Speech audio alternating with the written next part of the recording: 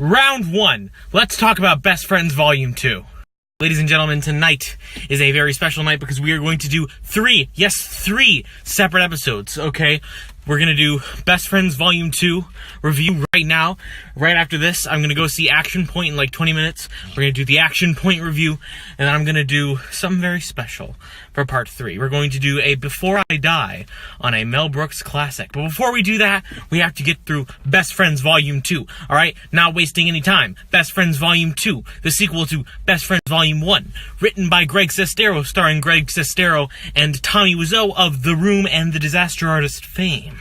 Does it live up to the original? No. No, it doesn't. Here's the problem, okay? The original was just super funny and super weird, and I loved it a lot.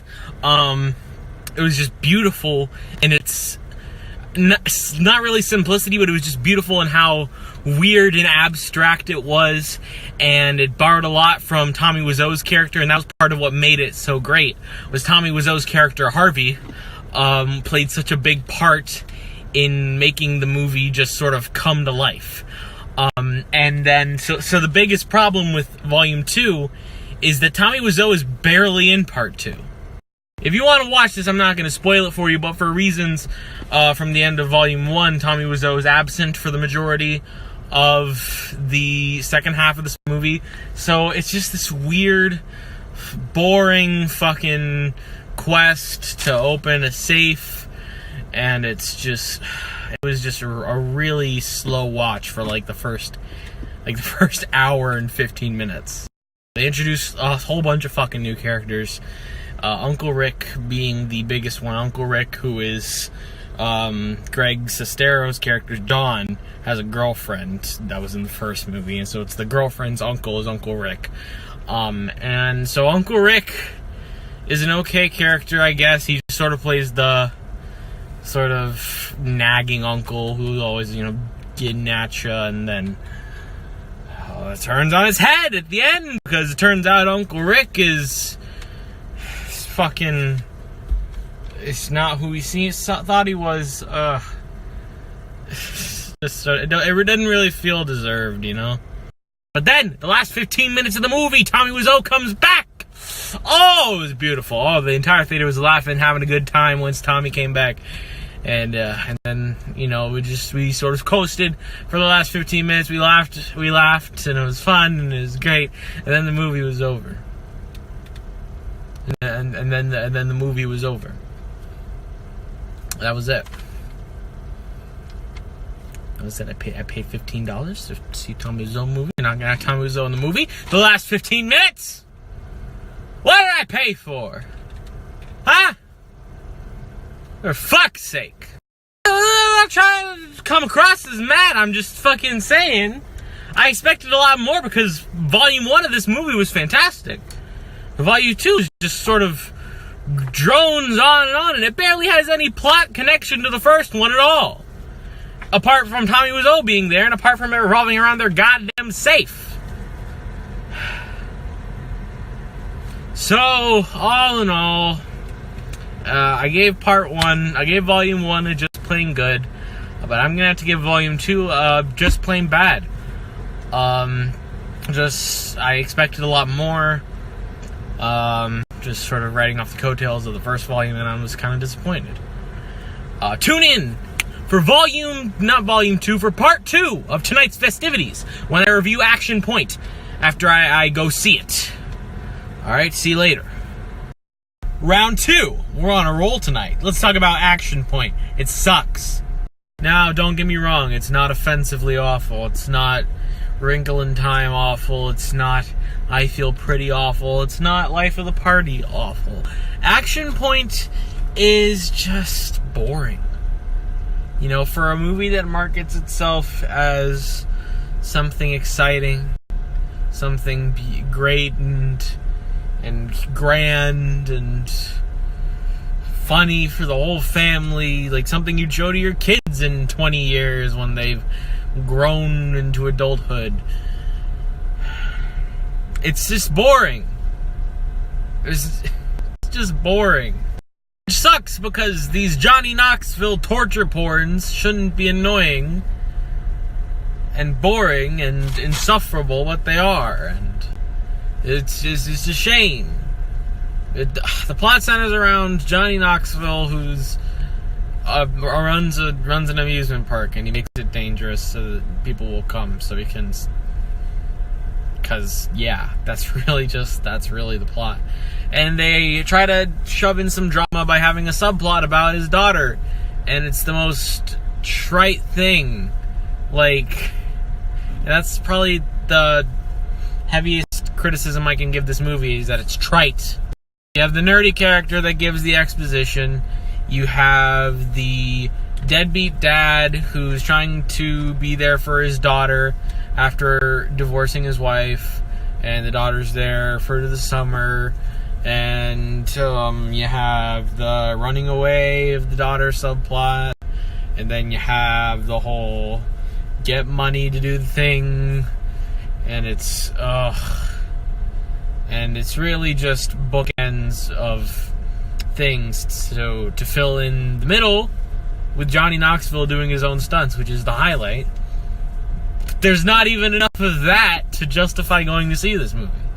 There was one thing that I liked, and it was one single joke that they made when Johnny Knoxville is going to find his daughter, and he runs into the bus station, like, "Have you seen my daughter?" And the clerk's like, 14, looks pissed off, and Johnny Knoxville's like, "Yeah, how did you know?" And the clerk says, we have a whole bunch of dads looking for their daughters, and it pans to another dad, like, "Where is my daughter?" And I thought it had the potential for a good joke if they would have taken it to the fullest extent and had like a bunch of dads just looking for their daughters in this bus stop, but they just had the one dad. And so it was not as funny as it could have been, but it still gave me a little chuckle. Other than that, there's not much I can say about Action Point. It's just plain bad. That's really it. But I'm not done! Did you think I was done? You must be fucking yourself. Welcome to Before I Die, a series where I look through the list of 1,001 films you must see before you die, and look at the films I haven't seen and give you my thoughts. Today's movie is Blazing Saddles, directed, starring, and produced by Mel Brooks, from the year 1974. Now, if you know anything about Mel Brooks, you know that he was a pretty cool guy. I mean, I say was. He's still alive. And he made a lot of films that push the boundaries of comedy. I mean, History of the World Part 1, Robin Hood, Men in Tights, Spaceballs, The Producers. This man has made a whole bunch of movies that, to this day, maintain a high amount of cultural significance for their ability to push the boundaries of film. And Blazing the Saddles is one of these beautiful comedic creations. And it is a beautiful parody of the Western genre, and it really sort of puts the icing on the cake. The apex of comedy in film. Yes, I said it. Blazing Saddles is about a cowboy named Bart. He's not a cowboy, actually. He's a black man. It takes place in the Reconstruction period in American history, and he is appointed to be the sheriff in a town after the previous sheriff dies. And people don't take to that very well, because if you know anything about your history, you know that Americans didn't really like black people in the 1870s. But through the magic of farce, the town comes to love Bart as he takes them through antics. Amazing. And I'm going to go into depth about that. If you don't want this movie spoiled for you, go watch Blazing Saddles right now. There's this gag where Bart, he gets on his horse to go to this town, and it's playing this jazz music, right? And it's like, you know, he's going off into the world. It's like a nice little shot with the music, and he rides his horse left of frame, right? And it turns out the music that's playing is being played by a jazz band led by Count Basie, and they like shake hands, and then the jazz band continues to play the music, and then Bart just rides off. It's the hardest I've laughed at a movie in a long time. And that's what you get when you mix the diegetic and the non-diegetic elements of film, and you just fucking destroy it. It's great. And at the climax of the film, Bart has to face the bad guys, right? And so they're having a fight. He's fighting. Everyone in the town is fighting all the bad guys, right? And the fighting spills out of the set of the movie Blazing Saddles into the set of another movie. And so they fight there, and then they fight in the Warner Brothers commissary, and then the fighting goes out of the studio, and in conclusion, Mel Brooks' mastery of the art of comedy, of farce, and of cinematic editing make Blazing Saddles one of the tightest, most consistent, and most hilarious comedy experiences I have ever seen. And I highly recommend it. Tune in next time when maybe I watch more good movies. Hey, 1 out of 3 ain't bad. 33% is passing.